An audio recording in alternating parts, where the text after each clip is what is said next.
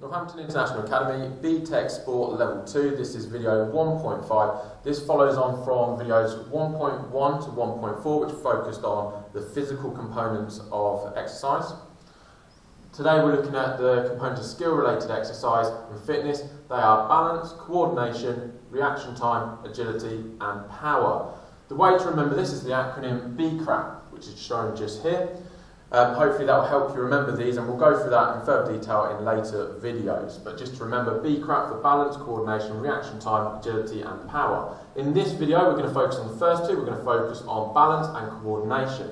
Now first of all, with balance, the definition of balance is the ability to maintain the centre of mass over a base of support.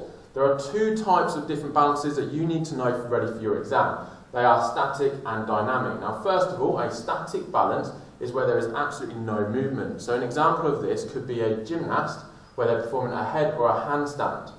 An example of dynamic balance could be in a team sport or an individual sport such as badminton or tennis, where there is movement involved in balancing. So the example that we're going to give you is a tennis player. Now when they're returning a shot, they would have to move to the ball and they are using balance whilst moving. Now a way for you to remember the difference between these two is to think back to your PE lessons where you've learned the different types of stretches. Static stretches are still, dynamic stretches involve movement. So the same applies when we're looking at balances.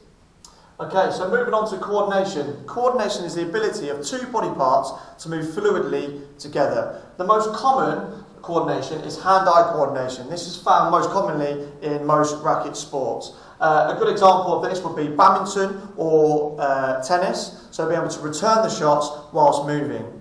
Another part of coordination would be foot-to-eye coordination. This is found in football, for example, being able to run with the ball and whilst looking up for a teammate or taking on a defender.